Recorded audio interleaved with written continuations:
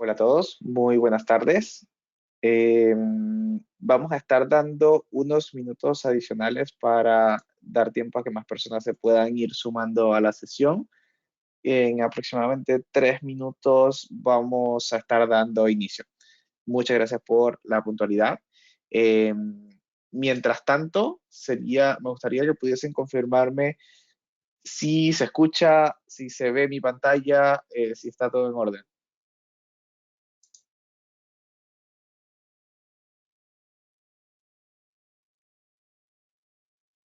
Perfecto.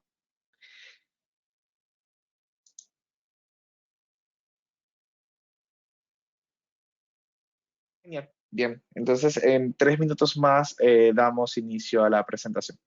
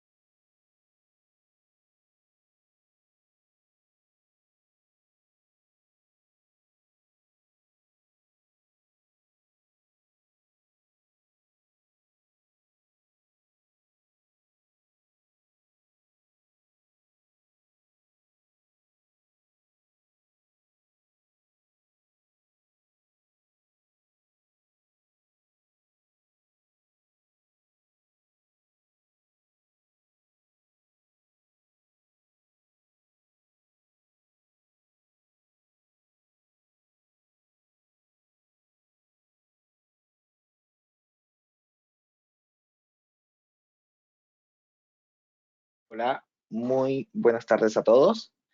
Eh, Muchas gracias por su participación, por la puntualidad. Eh, para quienes es primera vez que me escuchan, mi nombre es Henry García, soy ingeniero preventa de Microsoft para licencias online y también desempeño el cargo de Azure Sales Ambassador. Básicamente mi rol está orientado a desarrollar las capacidades técnicas de todos los partners o los resellers de Microsoft en los que les interesa el mundo Azure. Eh, Así que si ven en la presentación está mi contacto, está mi LinkedIn, pueden sentirse en confianza de poder añadirme como contacto. Y en caso particular de que quieran ver una sesión de algún servicio específico sobre Azure, que quieran aprender o que quieran desarrollar, pueden tener también la libertad de consultarme. Mi rol está pensado para que poder acompañarlos o poder ayudarles también a desarrollar sus habilidades, poder acompañarlos también en conversaciones con clientes, etcétera. Eh, ok, también, bueno, para los que no saben, dentro de licencias online o dentro del modelo de distribución que tenemos de licencias online y el partnership con Microsoft, nosotros a nuestros resellers o ustedes como resellers tienen la capacidad de poder vender Azure a nivel de suscripción, teniendo un descuento o un margen de descuento, por así decirlo, un margen de ganancia sobre el consumo público de sus clientes. Así que para los que no lo conocían, esto es una oportunidad interesante de negocio. Tocar puertas para aquellos clientes que quizás ya tengan consumo de Azure con tarjeta de crédito también puede ser una oportunidad bastante sencilla de poder tener ese consumo, de poder entrar al ecosistema de Azure. ¿Ok? Pero bien, el día de hoy vamos a estar haciendo una sesión bastante fundamental, sobre todo en la capa de administración de Microsoft Azure, que tiene que ver con las máquinas virtuales, ¿ok? Las máquinas virtuales son el elemento clave, el elemento principal, me atrevería a decir que es la forma en la que la mayoría de personas entran al mundo de la nube pública, en este caso a los entornos de Microsoft Azure. Eh, entonces, la máquina virtual forma parte de los servicios que entran en el conjunto de infraestructura como servicio, ¿ok?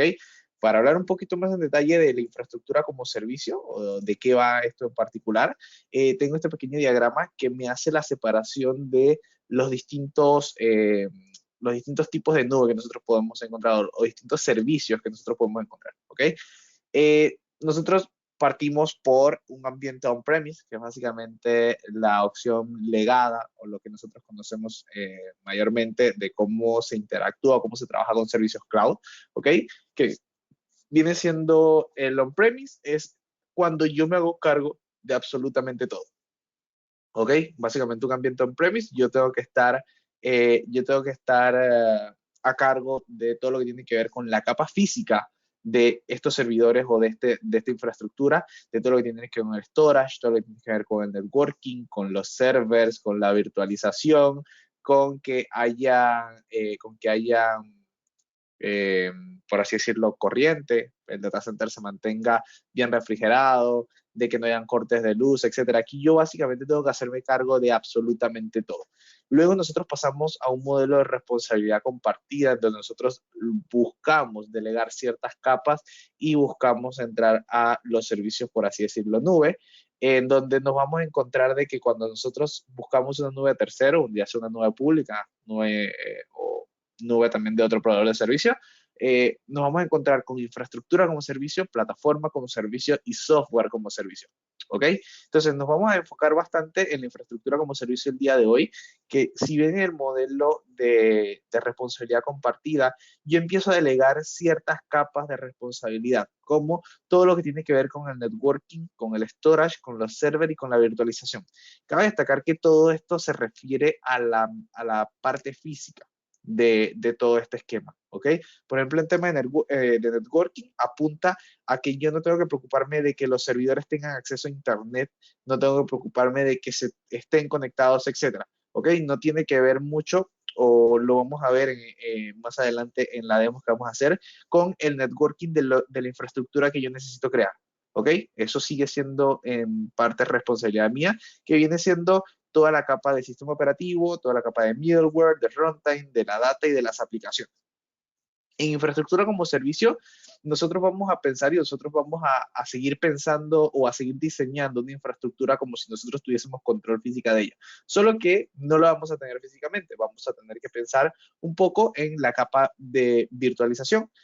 Y ahora les voy a dar un ejemplo también de cuáles son las cosas que nosotros tenemos que tener en consideración al momento de planificar o levantar todo esto. ¿Ok? Entonces, hablando un poco más en la capa de Azure. Muchas veces tenemos el mito o la creencia de que cuando nosotros hablamos de la nube de Microsoft, Microsoft Azure, apunta a que nosotros tenemos que estar creando servicios Microsoft en particular, y eso no es precisamente cierto. Microsoft en los últimos años se ha dedicado a abrirse mucho al mundo open source, y hoy en día nos permite a nosotros escoger qué tipo de cargas de trabajo nosotros podemos levantar o en base a lo que necesitemos, ¿ok? Fíjense que yo dentro de Azure tengo la capacidad de poder levantar máquinas virtuales Windows, un Windows Server, un Windows 10, etcétera, o puedo levantar también ciertas distribuciones de Linux, como puede ser un Debian, puede ser un Ubuntu, puede ser un Oracle Linux, un CentOS, Red Hat, etcétera. Entonces, a nosotros nos va a poder permitir o nosotros podemos crear distintas cargas de trabajo que nosotros podamos necesitar sobre Azure, ¿ok? Desde servidores web que estén corriendo en Ubuntu, que viene siendo realmente la gran mayoría de los servidores que corren sobre Azure apuntan a ser Ubuntu, apuntan a hacer temas de web servers. Entonces es un escenario común. Si de repente, si yo quisiese levantar carga de trabajo un poco más avanzada como un SAP, ¿ok? Puedo levantar o puedo desplegar SAP, puedo desplegar Red Hat, puedo desplegar un OpenShift de Red Hat incluso dentro de Azure, o puedo levantar incluso un IIS, puedo levantar un directorio activo dentro de Azure, etcétera. Entonces, hay muchas opciones que nosotros, o muchos casos de ejemplos que nosotros podemos utilizar, casos de uso que nosotros nos vamos a encontrar para las nubes, ¿ok? Entonces, es interesante que ustedes puedan también verse inmersos en esta experiencia para que puedan también llevar conversaciones con los clientes, puedan tener ese acercamiento en particular con clientes, entender cuál es su necesidad, entender cuáles son esas cargas de trabajo que nosotros podemos de repente replicar o podemos llevarnos a un esquema mucho más flexible. Entonces, ¿cuáles son las ventajas de nosotros querer ofrecer o poder llevarnos una infraestructura hacia la nube de Azure? Ok, partamos de que la nube, al ser un modelo flexible, al ser un modelo de pago por consumo, nos permite ajustarnos al presupuesto con una facturación que va a ir básicamente metrizada por segundo, ¿ok? Es decir, si yo dejo de utilizarlo un segundo, ese segundo no me lo cobran.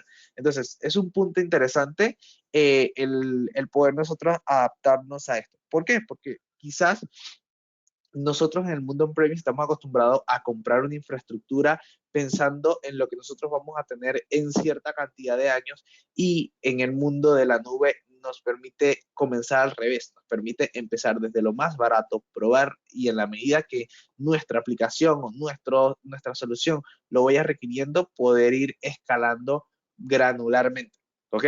Entonces, eso nos permite a nosotros de que el consumo, la facturación, sea bastante granular, sea bastante medida, sea predecible, etcétera.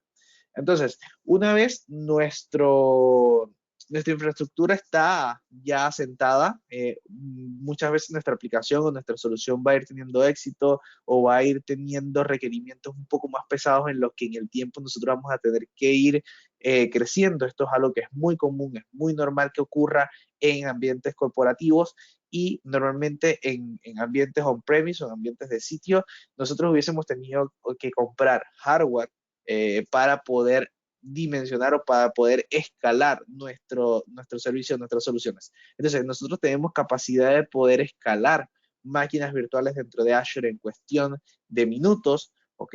Incluso establecer escalabilidad automática dependiendo del tipo de solución que nosotros tengamos.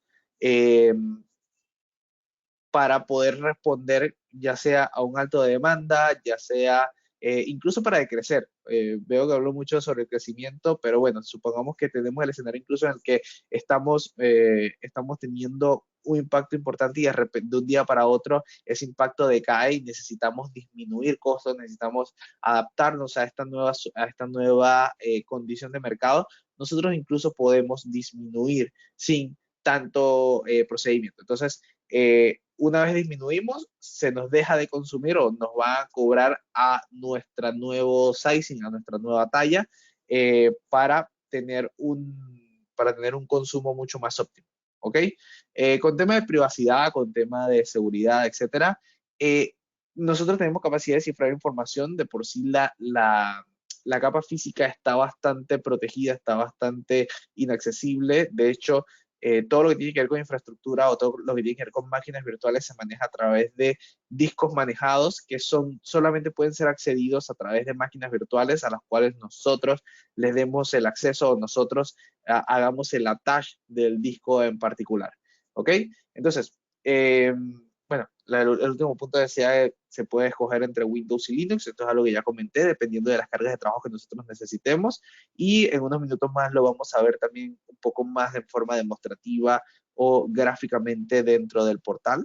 Eh, pero ahora quiero hablar de un punto bastante interesante que viene a ser la capa de optimización que nosotros podemos llegar a tener con esto. ¿Ok?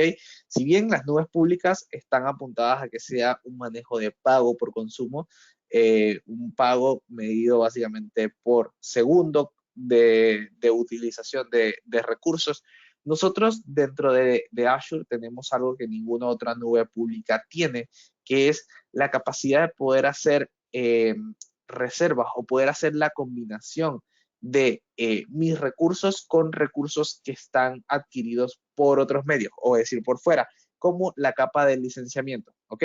Esto es bastante particular para todo lo que tiene que ver con servicios Microsoft, que por lo general se paga licenciamiento por fuera, se paga licenciamiento y con el Hybrid Benefit, con las instancias reservadas, nosotros podemos hacer una mezcla para luego poder obtener hasta un 80% de descuento en todo lo que sería nuestro consumo recurrente de Azure. ¿Ok? Eh, Fíjense que la primera capa o la primera etapa apunta a hacer el Pay as you go. Luego del Pay as you go, yo puedo reservar con instancias reservadas el cómputo de mi máquina, ¿ok? Todo lo que sería virtual CPU y memoria RAM. Y si mi máquina virtual tiene licenciamiento de Windows Server, de SQL Server, y yo cumplo con ciertas características de ese licenciamiento que tengo ya adquirido, puedo llevarme ese licenciamiento también a la nube para poder ahorrar costos y para poder obtener hasta un 80% de descuento. ¿Ok? Entonces, para hacerles el caso un poco más práctico y darles más información sobre cómo funciona o cómo se maneja esto, yo voy a irme a la calculadora de Azure.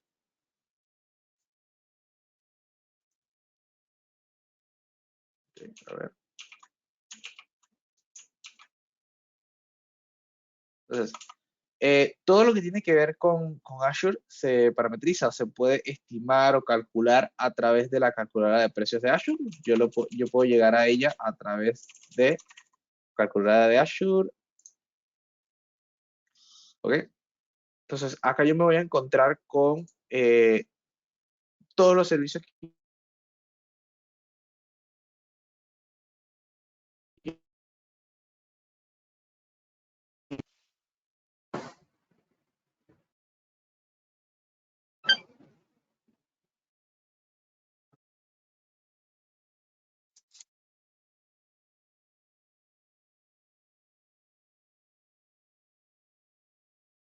que me pueden confirmar.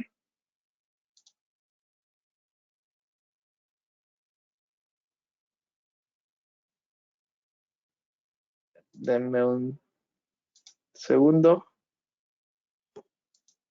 Ok. Ahí, ¿me escuchan de nuevo? Listo, perfecto. Sí, me pude dar cuenta que se había desatado el audio, así que no avancé mucho en lo que iba a conversarles. Pero bueno, dentro de la calculadora de Azure nosotros podemos encontrar todos los servicios de Azure que nosotros vamos a revisar y poder estimar o poder medir cuáles son las métricas que utilizan para cobrarnos, básicamente. ¿Ok? Entonces, dentro de la capa de proceso está las máquinas virtuales, que es lo que nosotros vamos a ver el día de hoy, y vamos a entender cómo se cobra. Ahora, ¿cuáles son los elementos dentro de las máquinas virtuales que nos sirven a nosotros para entender el sistema de costo? Primero, la región en la que se va a ubicar. ¿Qué quiere decir las regiones? Las regiones de Azure es básicamente donde está físicamente ubicado el data center que hospeda esta infraestructura. ¿Ok? Por mucho que uno hable de nube, al final la nube viene siendo algún data center físico que está hospedado en alguna parte del mundo. Entonces, Microsoft divide estos data centers por regiones, que son las regiones constan de más de un data center. Siempre puede ser por lo menos 3 data centers que estén distribuidos en una zona geográfica específica. Por ejemplo, para el cono sur de Latinoamérica, el próximo año se va a estar levantando la región de Chile, ¿ok? Entonces, se supone que estamos esperando tener 3 data centers en Chile. eh, y mientras tanto contamos con el del sur de Brasil, ¿ok? Eh, Ahora, esto es un factor importante porque fíjense que yo por lo menos tengo una máquina de 2 Virtual Core con 8 GB de RAM en el oeste de Estados Unidos y me cuesta $152, pero si yo me voy al este de Estados Unidos, esta me baja a 137. Y si me voy al sur de Brasil, que es como la que tengo más cerca de este lado del mundo, 183. Entonces, pueden darse cuenta de que es muy importante entender el tema o la relación de las regiones, porque cada una puede tener su independencia de costos y cada una puede tener un esquema completamente diferente. Por acá me pregunta que dónde van a poder volver a ver el seminario. Este se va a estar subiendo al canal de YouTube de Licencias Online, ¿ok? Así que luego después se les va a enviar como el agradecimiento, la presentación y se les va a enviar también como el acceso a la grabación. Eh, bueno, creo que por acá me dice que también México estará disponible. Sí, creo que hay un data center también en Roadmap de México, pero no estoy muy familiarizado de cuándo va a estar disponible ese data center. Eh, pero bueno, trabajando con lo que tenemos ahora, es muy importante entender la relación que estos tienen en cuanto al costo, ¿ok? Es una de las cosas principales. Lo segundo viene siendo el sistema operativo que va a correr en nuestra máquina. Si nosotros estamos conscientes de que nuestra máquina va a correr un Windows Server, yo puedo seleccionar de una vez el Windows y, o si sé que va a ir por Linux, no hace falta que, o sea, lo selecciona porque fíjense que se elimina una capa que apunta al sistema de licenciamiento. ¿Ok? Dentro de Linux hay muchas variantes o hay muchas ramificaciones que pueden llegar a tener un costo de licenciamiento. Por ejemplo, el Red Hat Enterprise Linux está dispuesto también para que este sistema operativo se cobre también a través de Azure. En este caso, voy a ir con Windows, ¿ok? Entonces, en nivel de Windows, yo voy a ver si necesito solo el sistema operativo o si necesito quizás un SQL Server y dependiendo del SQL Server, también va a estar el tipo de licencia de SQL que yo necesito. Entonces, fíjense que esto me fue variando o me fue añadiendo distintas secciones o distintos sectores. Em, entonces, ¿cómo se me divide el cobro? Yo tengo la capacidad de proceso apunta a mi máquina, que esto apunta a los 2 virtual CPU y los 8 GB de RAM que yo tengo acá seleccionados. ¿Ok? Entonces, este proceso o esta capacidad de cómputo puedo llegar a reservarlo a 1 o a 3 años. Y el reservarlos significa que puedo pagarlo mensual o por adelantado. ¿Ok? El escenario más común es que se pague por mensual, ya que como les decía, esta reserva solamente me ocupa o me abarca lo que apunta a ser los 2 virtual CPU y los 8 GB de RAM, o el cómputo de mi máquina en particular. Eh, pero todo lo demás yo lo voy a seguir pagando a través de un esquema de Pay as you go. ¿Ok? Por ejemplo, la máquina no solamente necesita el cómputo, sino que además para poder funcionar necesita discos. ¿Ok? Que viene siendo por defecto siempre la imagen que yo vaya a levantar me va a traer un disco, me va a traer un disco de sistema operativo. Para los escenarios de Windows Server, el disco viene siendo de 128 GB. Para los escenarios de Linux, en su mayoría son de 32 GB. Realmente eso lo define la plantilla que lo vaya a utilizar o vaya yo a levantar. Entonces, fíjense que este viene siendo o representando un costo adicional que siempre va a seguir cobrándose por el modelo de pago por uso o de Pay as you go. Ahora, haciéndole un poco de referencia a lo que decía la presentación, yo tengo la capacidad de poder establecer un esquema o hacer un conjunto de variaciones para yo obtener un mejor costo. ¿De qué va esto? Apunta mucho al tema del licenciamiento, ¿ok? El licenciamiento de Windows, yo tengo la capacidad de poder utilizar la ventaja híbrida de Azure y esto significa que dejo de pagarlo dentro de Azure. Ahora, para yo tener la relación, no estoy acá mucho para hablar de precios, pero en experiencias que he tenido para la particularidad de estas licencias, el costo de un Windows Server por suscripción a un año apunta a ser de $300. ¿ok? Entonces, de repente acá no se ve tan atractivo. Pero fíjense que cuando yo levanto una máquina un poco más grande, por ejemplo, una de 8 Virtual Cores, eh, que es como lo mínimo que yo tuviese que licenciar por fuera, yo tengo un costo de $268 al mes por sistema operativo, ¿ok? Entonces, al yo traer ese licenciamiento por fuera, yo pudiese ahorrarme esto y básicamente en un mes pagar todo el año por fuera. Lo mismo me pasa con el SQL, ¿ok? La licencia del SQL, en particular, no tengo muy claro de cuánto es el que cuesta por fuera, pero si no me equivoco, la última vez que lo revisé o lo vi, no estaba, no era tan atractivo el tema del costo por fuera, pero también o sea, me parece que eran como $100 del descuento pagando el año por completo. Ahora Microsoft está sacando también un modelo de negocio de estos licenciamientos para que puedan pagarse también a modelo mensual, a un esquema mensual, y eso quizás lo pueda hacer más atractivo. Entonces, este es básicamente el esquema en el que nosotros podemos llegar a tener podemos llegar a tener un mejor esquema de precio, un mejor alcance de costos, teniendo la consideración de que estamos hablando de comprometer todo a por lo menos un año, ¿ok? Entonces, al nosotros tener ese compromiso a un año, nosotros siempre vamos a tener letras chicas que vamos a tener que tener muy claros para entenderlas. Por ejemplo, en el caso de de la instancia reservada, es que para yo poder cancelar una instancia reservada, yo voy a tener que pagar un 12% del tiempo restante que me queda por cumplir de mi contrato, por así decirlo. Esto en el caso de cancelar. Sé que va a salir la pregunta de, bueno, ¿qué puedo hacer yo en caso de que yo necesite subir de la máquina virtual? ¿Ok? Necesito escalarla hacia arriba. Se me quedó pequeña, necesito escalarla. Si voy hacia arriba, yo pudiese hacer el upgrade, eh, y por ahí Microsoft no me cobra la penalización de cancelación, sino que me empieza a cobrar una nueva instancia reservada, o sea, es decir, me comienza a correr un año nuevamente desde el momento en que yo hice el upgrade con el nuevo costo mi nueva máquina. Ahora, en el caso de que tenga que decrecer no es posible.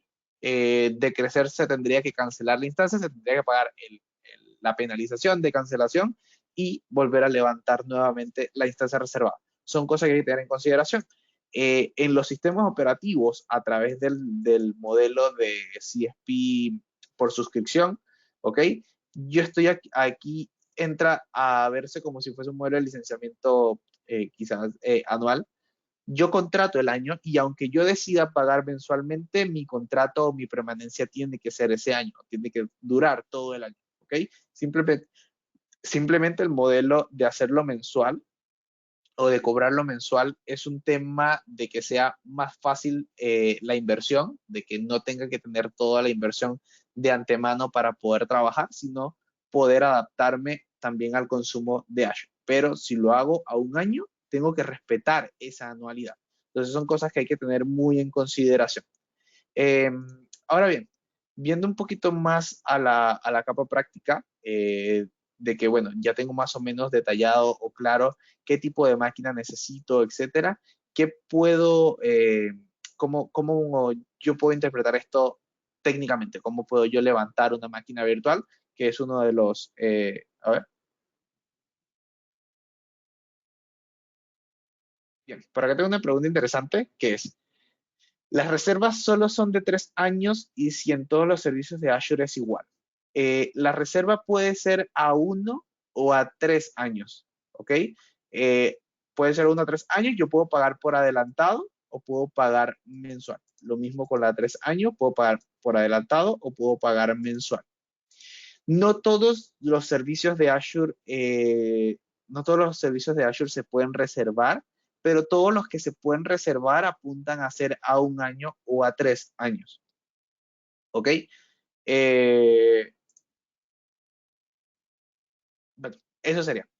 Ahora, entrando un poco en materia, entrando un poco más en un escenario técnico, vamos a entrar al portal de Azure. Para los que es primera vez que interactúan con él, la forma de entrar directamente es portal.azure.com, es como la URL directa.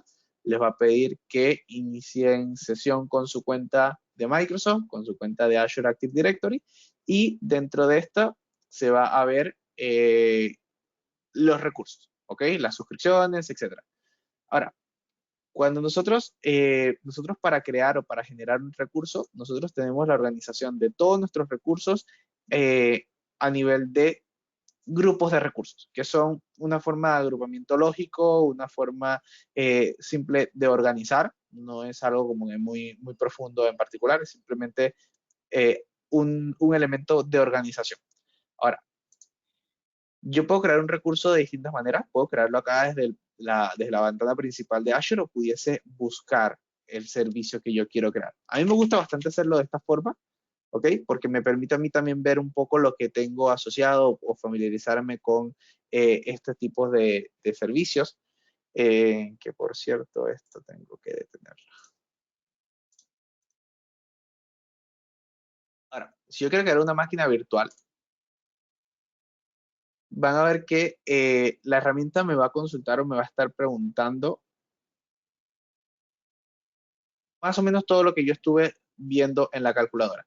Entonces, ¿cuáles son las principales cosas que yo tengo que tener en consideración cuando levanto una máquina virtual? Lo primero que me va a preguntar es el grupo de recursos donde va a estar. Todos los recursos necesitan un grupo de recursos al cual estar asociados, ¿ok? Pero un recurso no puede estar en más de un grupo de recursos. Es una relación uno a uno. Ahora, eh, el nombre de la máquina virtual viene siendo el hostname. Yo acá voy a crear Workshop VM Windows.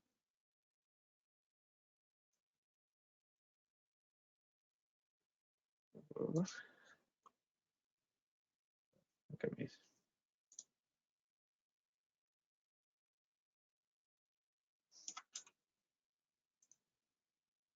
Y me pregunta dónde yo voy a tener mi máquina virtual. ¿Ok? Acá están todas las regiones que les mencioné anteriormente. En este caso voy a irme yo al sur de Brasil. ¿Para dónde tengo Brasil? Brasil.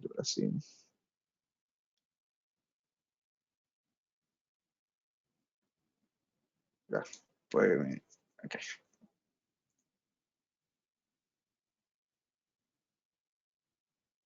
ya lo tengo. Brasil. ¿Ok? Yo no quiero aplicar redundancia de infraestructura. Quiero una seguridad básica. ¿Ok?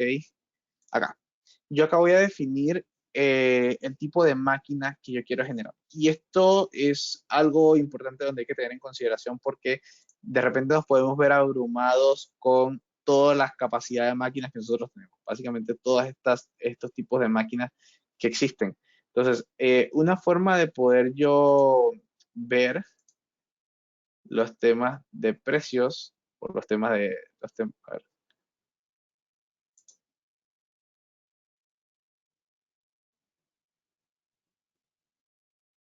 acá. Entonces, yo acá tengo una sección dentro de la documentación oficial del producto, que son las máquinas virtuales, que me da una sección de precios, donde yo puedo revisar qué tipo de máquina quiero yo hacer y me va a dar el detalle de lo que tiene cada una de ellas. ¿Ok? Por ejemplo, la serie D me dice que, bueno, tengo un procesador AMD EPIC 7763 por detrás. Por acá veo que tengo, por ejemplo, unos AMD EPIC 7452. También hay a los que tienen eh, procesadores Intel por detrás, ¿ok? Entonces, es más que nada para entender qué es lo que hay por detrás de cada máquina que nosotros vamos a levantar, lo que nos puede servir. Entonces, yo voy a crear esta como por...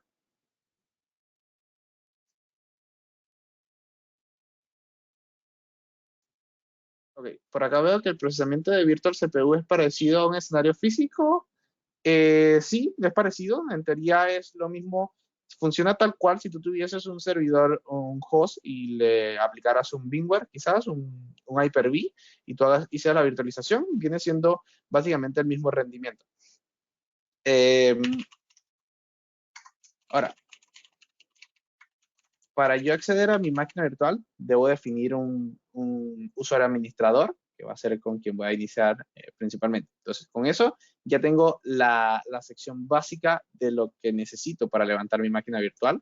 Yo sigo dándole el tipo de disco que quiero yo levantar, dependiendo de las cargas de trabajo que yo vaya a necesitar. Puedo irme por un estándar HDD, por un estándar SSD, un premium SSD. Realmente en la actualidad yo siempre recomiendo quedarme con los SSD estándar para todo lo que tiene que ver con servidores livianos o servidores de cargas moderadas, y el premium para aquellos que necesiten mayor performance y que tengan que necesiten como mayor capacidad de IOPS, por ejemplo, bases de datos más que nada, ¿ok? Pero con estándar SSD pueden ir bastante bien. Eh, si se fijan, este apunta a ser el disco del sistema operativo, que esto me lo va a dar por defecto la plantilla. Como en este caso yo escogí una de Windows, me va a dar un disco de 128 gigas. Si yo quisiese añadir más, yo puedo crear discos adicionales, ¿ok? De la capacidad que yo necesite y con el rendimiento que yo necesite. Si un estándar, un estándar HDD, SSD, un premium y el volumen de datos que necesite, ¿ok? Entonces, en este caso no lo necesito. Ahora, si bien, si se acuerdan, al principio de la charla les estuve comentando de que nosotros cuando generamos o cuando estamos hablando de infraestructuras como servicio, nosotros tenemos que tener que idear bastante parecido a como si nosotros ideásemos o arquitectáramos una infraestructura on-premise. ¿Por qué? Porque nosotros, al tener infraestructura como servicio, al ser servidores, estos necesitan tener una capa de red a los que nosotros podamos dimensionar, podamos esquematizar para poder establecer conexiones. Por acá veo que tengo una pregunta que no entiendo mucho. Si quisiera una RAID, ¿cómo se realizaría? ¿A qué te refieres con una RAID? Eh, pero bueno, para seguir avanzando un poco, yo acá tengo la capacidad de poder crear una red virtual en el cual yo voy a poder definir todo, pueda poder hacer un esquema de redes, definir cuál va a ser mi address space, definir cuáles van a ser mis subnets, etcétera, ¿ok?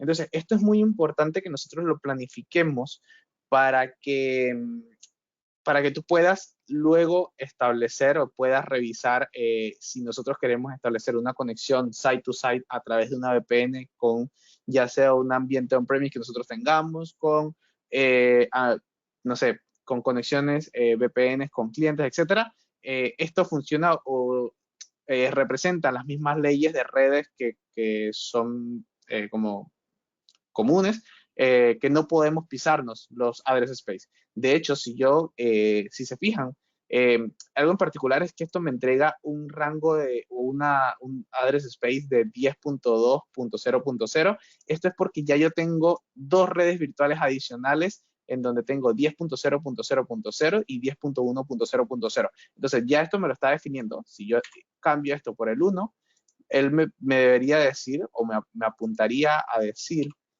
que ya yo tengo por ahí otra red virtual en las que ya me superpone. Entonces, como, mira, te aconsejo que no hagas esto porque te puede pasar a romper una posible conexión en tres redes. Eh, otra, bueno, las subnets, cuando yo creo mi red virtual, yo puedo generar distintas subnets y en base a ello me puedo establecer las conexiones, y yo luego cuando creo la máquina voy a definirle a qué subnet lo voy a llevar, ¿ok? Y le voy a definir si quiero que tenga una IP pública o no, ¿ok? Eh, luego existe algo que son los Network Security Groups, que son a nivel de red, que es una especie de firewall a nivel de software para que para que lo puedan revisar. Estoy viendo acá el tema de redundancia en discos, un arreglo de discos, perdona, puedo configurar RAID 1, RAID 5, etcétera, dentro de mi máquina virtual. Entiendo que estos arreglos de disco tienen que ver con la capa física, ya todo esto lo tiene Microsoft por detrás. Tú si quieres hacer una redundancia de disco, tú pudieses crear una réplica o una configuración, pero recuerda que aquí tú no estás teniendo control de la capa física, eh, estás teniendo solo la capa virtualizada. Tú vas a tener solamente el disco y estos discos van a estar atados a un RAID. O sea, quisiera saber un poquito más el escenario o el ejemplo en el que quisieras implementar tú un RAID con una máquina virtual. Por eso, más o menos por eso. Como te digo, esto está, nosotros dentro de Azure hablamos de la capa de virtualización hacia arriba, ¿ok? Y entendería que el arreglo de discos está de la capa de virtualización hacia abajo. Eh, Más que nada eso. Después, si gustas, me puedes enviar un correo con el escenario en particular, como con el que lo quisieras implementar, para ver si le puedo dar un poco más de contexto y entender qué se necesita y ver si quizás es otra cosa lo que puede dar la solución a esto. Eh, pero bueno, volviendo un poco al centro de donde me quedé, yo tengo que también que escoger los Network Security Groups si quiero tener Network Security Groups a nivel de mi NIC, a través de mi tarjeta de red, ¿ok? Que el Network Security Group va a ser básicamente lo que va a dejar fluir el tráfico a mi máquina. Más adelante se los voy a mostrar un poco más en detalle, pero apunta a los puertos que yo voy a tener abiertos o a escucha y si va a ser de salida o entrada para que me permitan el tráfico a mi máquina o se permitan comunicar entre sí, etcétera. Fíjense que, bueno, acá yo puedo definir cuáles van a ser. Yo puedo decirle que no quiero que ningún puerto esté abierto o si quiero seleccionar los que necesito. Por ejemplo, si es un servidor web es el puerto 80, si es un servidor HTTPS es el 443, si me va a conectar por SSH es el 22 y es un RDP 3389. Eh, Tengo una pregunta interesante acá, que si ese firewall es para el grupo de recursos o para la VM. En este caso, los Network Security Groups apuntan o me permiten hacerlo a nivel individual por máquina virtual, ¿ok? Se atachan a la tarjeta de red de la máquina virtual o lo pudiese hacer a nivel de subnet, ¿ok? No puedo hacerlo a nivel completo de recursos para algo más escalable como para tener, por así decirlo, toda la vista de todos los recursos. Existe el Azure Firewall, que ya es el servicio, por así decirlo, de firewall particular de Azure. Eh, esto viene siendo una especie de firewall bastante puntual o bastante granular de todo esto. Es una seguridad básica que viene por defecto dentro de las máquinas sin costo alguno. Eh, ¿Ok? Y yo acá le voy a especificar si esto va a estar dentro de un esquema un poco mayor, si voy a tener un Azure Load Balancer, si voy a tener un Application Gateway acá donde va a estar debajo de esta máquina para que pueda hacer la redirección de tráfico. ¿Ok? Entonces, estos en particular son los elementos, ya lo demás son como cosas bastante particulares. Por ejemplo, si yo quiero establecer un backup, lo puedo hacer. ¿Ok? El backup tiene costo adicional, es un servicio de Azure Backup. Lo mismo, un Site Recovery. El Site Recovery apunta a ser bastante similar que el Azure Backup, salvo que el Site Recovery me genera todo un plan de contingencia. Por ejemplo, con esto puedo yo generar una réplica de discos para tener mis discos en una redundancia, por así decirlo, para que si algo pasa con mi site principal, este se pueda levantar o yo pueda recuperarme en cuestión de minutos en otra región, en otro data center, en otra localidad, etcétera. Va a depender muchísimo de toda la estrategia que nosotros queramos armar. Y bueno, ya esto es básicamente el tema que tiene que ver con las actualizaciones. Si quiero hacerlo de que se haga automáticamente o si quiero que hacerlo manualmente. ¿Ok? Entonces,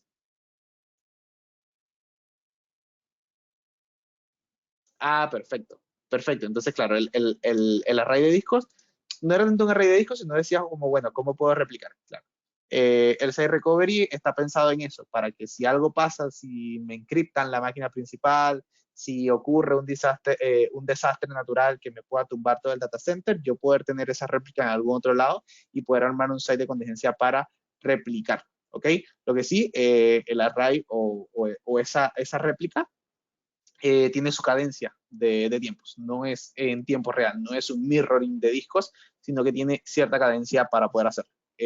eso en otra sesión vamos a estar hablando de backups y disaster recovery, y ahí lo podemos ver en particular cuáles son esos tiempos. Pero bueno, fíjense que a mí me generó ya o me pasó la validación de todo esto. Yo pudiese darle crear a la máquina virtual y en cuestión de unos minutos me va a desplegar o me va a generar la máquina. ¿Ok? Mientras tanto, me gustaría, porque eso estábamos viéndolo con Windows, entonces quisiera demostrarles que con Linux es bastante similar, pasa exactamente lo mismo. ¿Ok? Cuando yo veo los grupos de recursos, Workshop VM, que fue el que creé con la máquina anterior, entonces Workshop VM Linux, tengo que crear el Linux, ¿ok? Lo va a hacer en el sur de Brasil, no quiero redundancia.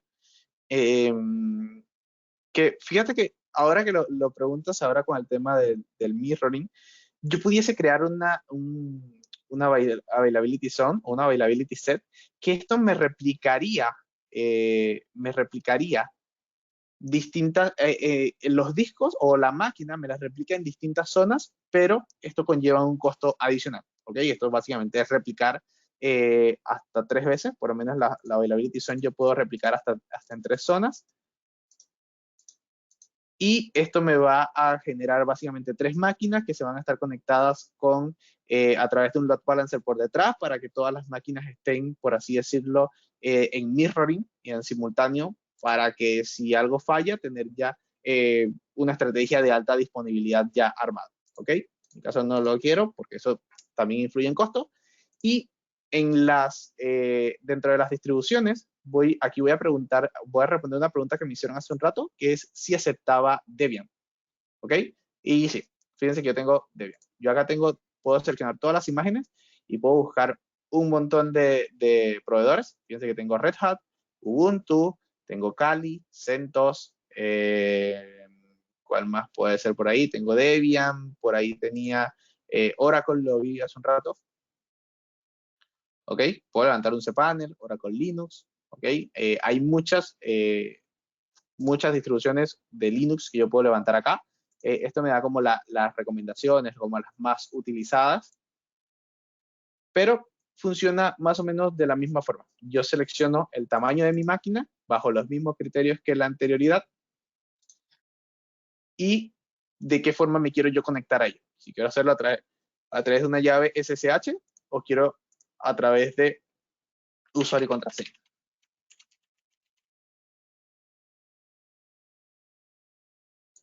¿Ok? ¿Qué puertos necesito yo levantar? ¿Ok? En este caso le voy a dejar que ninguno para que después lo hagamos o lo veamos en un escenario práctico el, el tema de la conexión. En networking, lo mismo. Si yo quiero tener ya tengo ya mi red virtual y tengo acá mi subred. ¿Ok? Input port, no, ok, management, ya. Esto voy a crearlo. Pues básicamente todo funciona de la misma forma. Lo único que cambió fue como el sistema operativo. Y acá lo voy a crear. Entonces, vamos a irnos a máquinas virtuales y ya aquí debería tener ya la segunda máquina. Fíjense que tengo una máquina Windows corriendo, sistema operativo, ¿ok? Y tengo mi IP pública. Entonces, yo con esta IP pública pudiese levantar mi Remote Desktop Connection. Me conecto, me va a pedir mi usuario.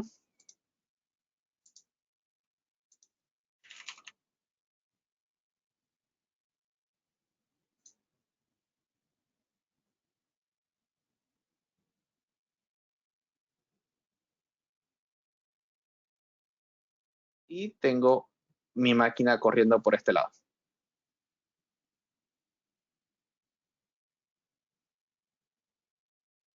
¿Ok? Mientras me dice que ya se creó también a ver, se habría creado mi máquina virtual Linux. No, todavía no se ha creado la Linux.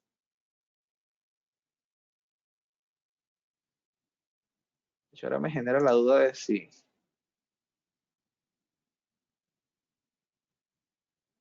creo que no terminé de crear esta Linux.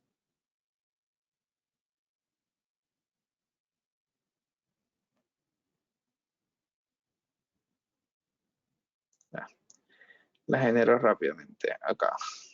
Control VM. Eh,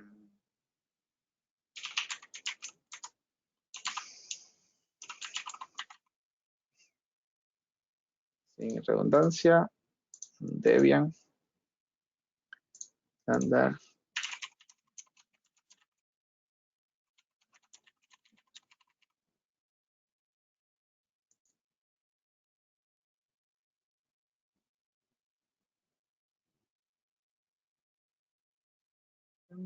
Con esto me llevo.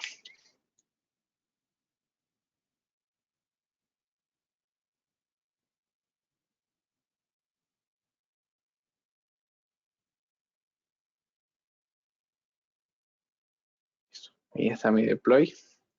Pero bueno, mientras tanto, ok, fíjense que acá tengo yo mi Windows Server, pudiese generar o pudiese levantar lo que necesitara. ¿Ok? Entonces, fíjense que en 15 minutos más o menos, que fueron los que no, me tomó dar la explicación y todo en el proceso, lo pude levantar. Si ven la máquina Linux, la levanté en 2 minutos, dado que, bueno, ya conozco como las configuraciones en particular, pero nada, a lo que quiero llegar es que en cuestión de minutos podemos llegar a poder generar o poder crear estas instancias o estas situaciones. Entonces, es un caso puntual o un caso muy específico que me gustaría que ustedes pudiesen tener estas conversaciones con clientes, de entender qué es lo que están teniendo. A ver, ¿el usuario que se crea en la máquina virtual Linux tiene permisos de root? Sí, sí los tiene. De hecho, ahora voy acá. Este va siendo el rol, va a venir siendo el superusuario, ¿ok? Luego,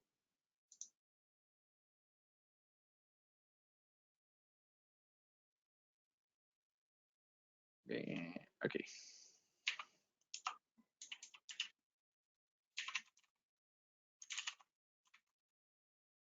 No, creo que le puse H. García.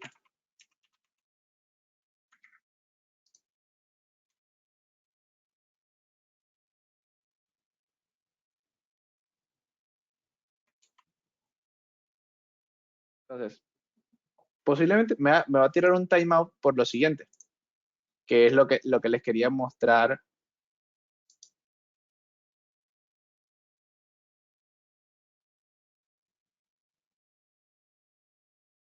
Eh, Entonces, fíjense que yo no dejé ningún puerto abierto, por lo cual mi conexión me va a explotar, me va a tirar un timeout, porque el puerto 22 está cerrado. Entonces, esto es lo que les comentaba, de que yo tengo este Network Security Group asociado a mi red pública. Perdón, a mi tarjeta de red. ¿Ok? Yo pudiese hacerlo a nivel de la subnet también, pero en este caso está a nivel de la tarjeta de red. Entonces, yo pudiese añadir la regla en el que le voy a indicar que va a ser el puerto 22 y creo que sería el 22 para partir y que me lo permita. ¿Ok? Entonces, puerto 22, ábrete, permítelo. Y ahora voy a probar de nuevo. Bueno, espera que se termine de. Estoy viendo que dice, podemos acceder a un site de pruebas donde no necesariamente tenga que entregarse una tarjeta de crédito para propósitos de entrenamiento. Lamentablemente no. Eh, Lamentablemente siempre se requiere tener una suscripción de pago. Antes existían las membresías, o sea, con el Action Pack de Microsoft que ustedes adquirían como partners, eso venían como $100 de crédito asociados a ellos.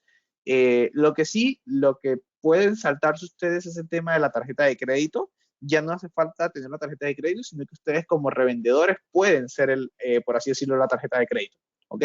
Que se factura a través de ustedes para evitar ese tema de la tarjeta de crédito, que muchas veces genera desconfianza cuando un cliente quiere, bueno, pero no quiero tener que poner mi tarjeta de crédito, ustedes pueden venderle esa suscripción. Ok, ahora desplegó mi regla en el que dice que el puerto 22 va a estar abierto. Ok, fíjense que en el source y destination yo pudiese aquí decir el rango de IPs que se van a permitir. O sea, yo pudiese aquí haber seteado solamente mi dirección IP y que la fuente sea únicamente mi conexión. Es algo que pude haber hecho. Entonces, voy a intentar nuevamente la conexión y fíjense que ahora me dejó pasar. Me pide la contraseña.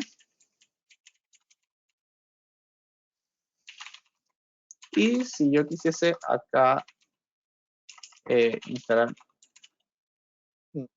no sé, Linux. Ah, fíjate, ahí está, el tema del root. Si yo pongo el sudo apt install en Linux, fíjense que ahí me da el rol o el permiso para yo poder establecer eso.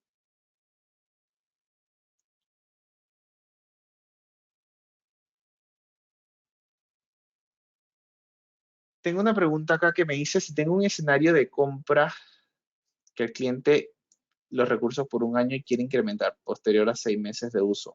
¿Qué pasa con ese escenario? ¿Puedo crecer? ¿Tiene un costo? Sí, siempre que el escenario sea a crecer, eh, siempre que sea, cuando vas a crecer, lo que se hace es, se escala la instancia reservada, en ese caso, hacia la nueva, que sea una más grande, y no tiene costo, sino que se renueva, por así decirlo, la anualidad. Si en el mes 6 tú quieres crecer, se cambia la instancia reservada a la nueva instancia reservada y se empieza a contar desde cero de ahí en adelante. Es decir, que se resetea el contador de ese año y va a tener que tener un año más esas instancias. No es que sea el prorrateo de que, bueno, los 6 meses que me quedan los pago al nuevo precio, sino que se reinicia ese contador. Eh, Ahora bien, aquí levanté un servidor web que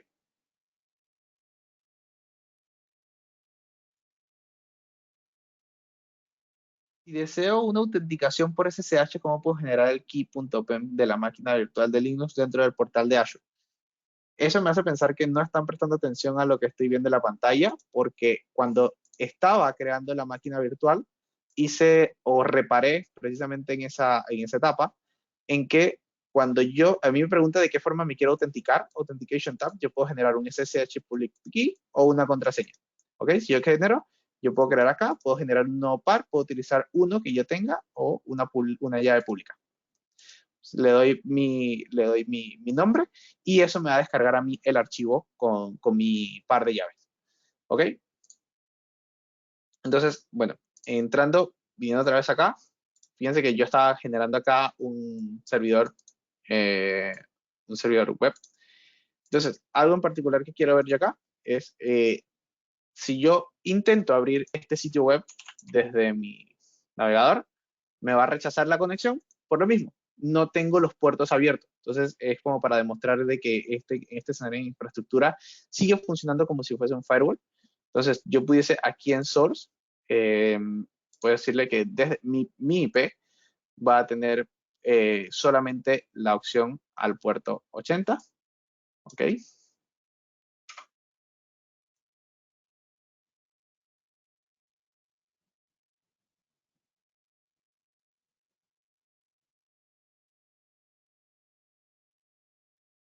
Y con esto, una vez se despliegue,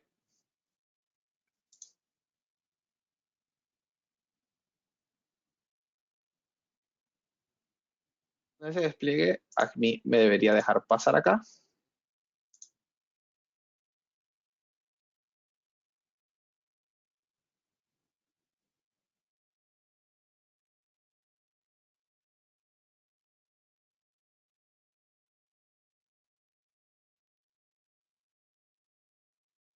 Ahí mientras termina de cargar, de igual forma les paso acá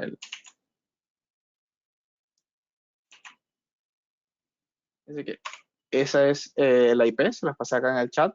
A ustedes no les debería dar no les debería dar el acceso. Fíjense que ya a mí me abrió mi sitio web. ¿Ok? Si ustedes intentan ingresar, no les va a dejar porque tengo yo la regla de que solamente mi IP tiene permitido acceder. ¿Ok? Ahora bien, para el escenario del tema del entrenamiento, el tema de la tarjeta de crédito, ahí me gustaría de repente me puedes enviar un correo para ver, entender un poco qué te interesa desarrollar o qué te interesa entrenar y ver cómo armar. De repente no puedo saltarme el tema de la tarjeta de crédito, pero sí de repente armar un ambiente dentro de mi sandbox para poder generar recursos, para que podamos hacer laboratorios, etcétera. Entonces, recuerden que eso está dentro de mi rol y me pueden utilizar para ello. Entonces podemos llegar a algo en conjunto si al final la intención es que ustedes aprendan a utilizar o se familiaricen con la plataforma de Azure para que luego puedan poder comunicarle estas cosas a sus clientes o incluso ustedes poder levantar soluciones, infraestructura, servicios que ustedes mismos estén corriendo. Quizás muchos de ustedes tienen aplicaciones propias que tengan on-premise o tengan en alguna otra nube. Entonces, me gustaría también que los evaluáramos, poder llevarlas hacia Azure y ver cómo podemos acompañarlos en el proceso. ¿Ok? Eso ha sido todo por el día de hoy de mi presentación. Eh, la grabación se va a estar enviando, bueno, se va a estar subiendo a nuestro canal de YouTube y luego en el correo de agradecimiento va a estar llegando la presentación, donde va a estar mis datos de contacto. Va a estar llegando también el link hacia el canal de YouTube, donde va a poder ver la grabación de esta sesión. ¿Ok? Muchas gracias a todos por el tiempo dedicado, a los que se quedaron hasta el final. Cualquier duda, cualquier consulta, no importa por pequeña que sea, me pueden enviar un correo. Recuerden que estoy para acompañarlos, para apoyarlos, para ayudar a desarrollar sus habilidades dentro de la plataforma de Azure. Así que cualquier cosa que necesiten pueden contactarme sin ningún inconveniente. Feliz tarde para todos y espero verlos en una próxima sesión.